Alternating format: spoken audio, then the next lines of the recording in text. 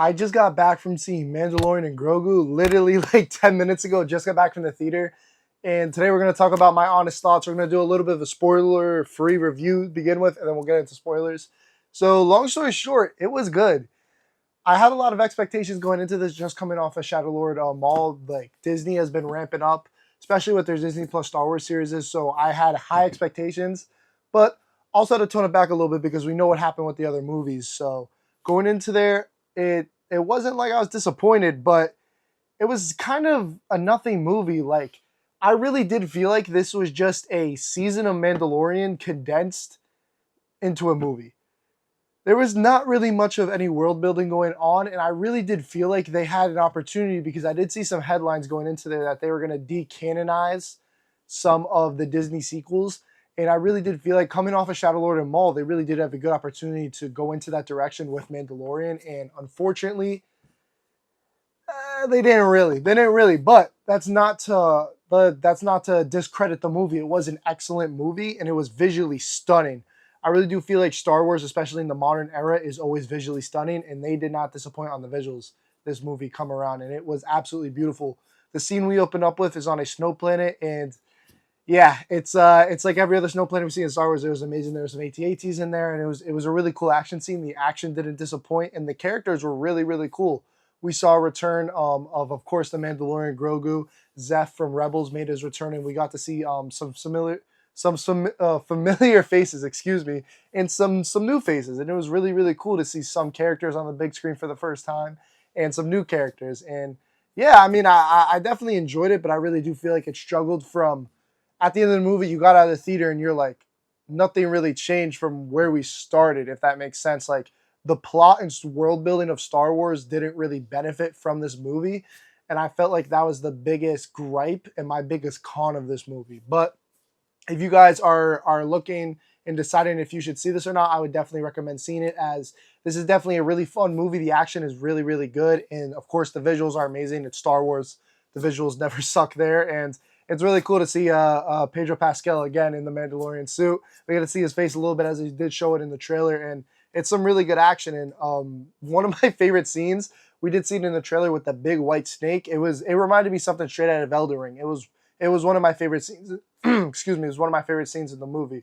But before we get into it, I will give a spoiler warning because we do have to delve into spoilers now. So if you just wanted a quick little rant about the spoiler-free movie, if you should go watch it, definitely recommend go seeing it. And guys, it's Star Wars. We should always go out and support, because I really do feel like Disney's going in a better direction than where it has been. And I think that if this movie does do good in the box office, they could potentially make more. And I know there's a Ryan Gosling movie coming out, and that's going to be really interesting to see him on the Star Wars universe and stuff like that. But there's a lot of good things coming out of Star Wars with Disney, and I do feel like they're heading in the right direction. But with that all being said, we're going to get into spoilers now. So guys, please, if you haven't watched the movie, please click off, and we're going to go right into that. So my favorite part of the movie, Rada. Rada Hutt was my favorite part of the movie. One, his character design was excellent. He was really cool seeing a buff Jabba the Hutt. And I really did like how the twins were involved, and we got to see them, and we got to see how they were trying to capitalize on Jabba's like heir to the throne. And it was just really cool to see more Hutts. I feel like Hutts are underused. And the last time we saw Hutts, I think was in the Book of Boba Fett, and that was not good. I just spent the last 5 minutes harping on how good the Disney Plus series were, and Book of Boba Fett was not good in any at all, honestly. It really much did feel like a waste of time. But building off what I was saying earlier, how it felt like we got nowhere, and this was just a season of Mandalorian condensed into a movie. So we start off, and the Mandalorian's doing hits, and he's basically doing recon and information retail for the New Republic. So he goes in, he has to kill a mob boss, he runs away, he gets the kill, whatever. That's done. And we finally get this, and I was really hoping we saw more of Grogu this movie and see him kind of progress more as a character, which we did see, which was one of my pros about this. But they go on, then they get this they get this hit where they have to go to the twins, and then they have to basically go rescue Rada. But then we go on to find out that the twins are trying to kill Rada because they want his heir to the throne, because he is Jabba's son. And it was really cool to see how Rada basically became an ally. And I really did think that he was going to join the Mando crew, as we do see him, Zeth, and Mando and of course Grogu. But unfortunately, at the end of the movie, he did not. He did join the New Republic, but he did not join the crew, unfortunately. But it was really cool seeing how Grogu not only was, of course, he's a big part of the movie. His name is in the movie title, but we did kind of see him get his own standalone moments in the movie, which I really did like. I feel like Grogu has the potential and opportunity to be a really big character in this new Star Wars universe that we're kind of going towards if they do make the leap with decanonizing the Disney sequels. But going back into what I was saying about how I really did think that they had potential coming off of Shadow Lord to do something with it. I'm not too like knowledgeable and educated on the timeline of things. It's really hard because we're jumping between all these different movies and Star Wars, but there was, to my knowledge, there was no post credit scenes, and they didn't really set anything up.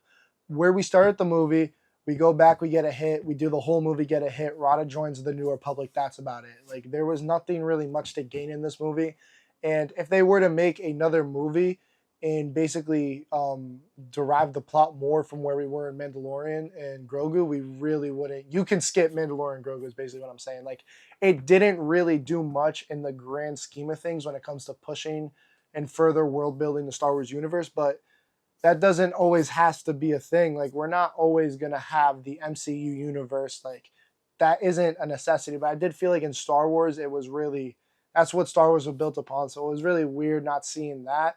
But I really did think that they had an opportunity to involve involve people from the Shadow Lord and really see that come into fruition on the big screen.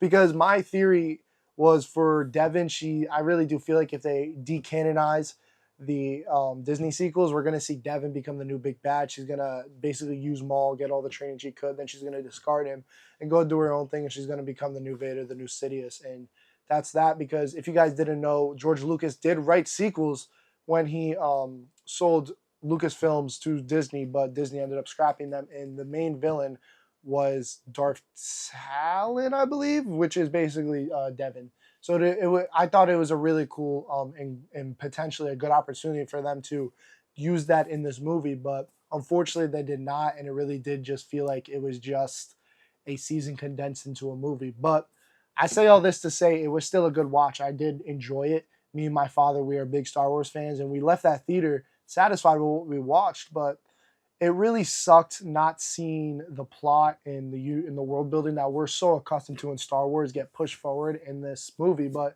it was really, really cool to see the Star Wars back on the big screen. We haven't seen it in so long.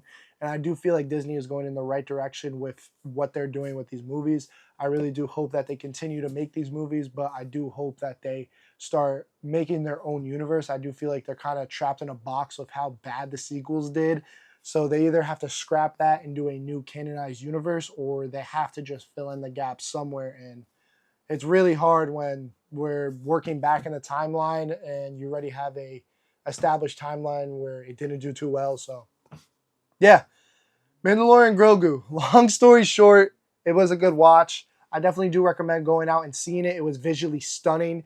And of course, it's an excellent action movie. And who doesn't love seeing Star Wars on the big film? I know I loved it. My father loved it. But unfortunately, we were a little dissatisfied with how much of an empty movie it felt. And we definitely felt like they could have pushed the world building and plot a little forward with this movie. But all in all, it was a really good movie.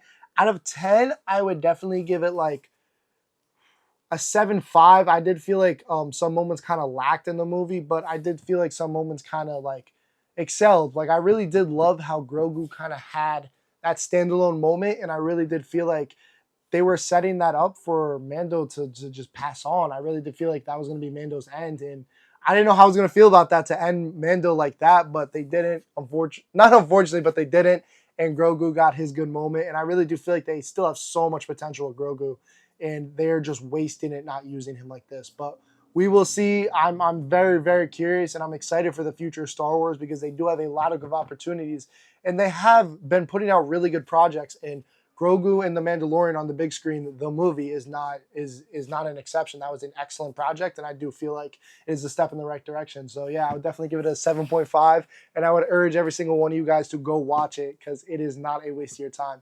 guys, with that being said, I hope you enjoyed the review. And this is kind of a different little take on what I do here on the channel. As you guys know, I'm a big manga guy, I'm a big One Piece guy, but I'm also a big movie guy. So definitely expect to see more movie reviews as I do watch more movies. I absolutely love movies. Me and my dad are big movie guys, so we're always going to the movies. So please expect more movie reviews to come on the way as I do watch them. I'm very, very excited for Brand New Day and Dune and Doomsday. And there's just, in a world full of, what's the word, video on demands and streaming services, I really do feel like the movies are kind of dying out, and we as a community need to like come together and save them. That's the only way to say it. So definitely go out, go see some good movies. There's some excellent movies out right now. Of course, Mandalorian, Grogu, Michael. We got some good movies coming up. Dune, Doomsday, Brand New Day. Just guys, please continue to go to the movies. And with that being said, I'll catch you guys in the next one. Peace, guys.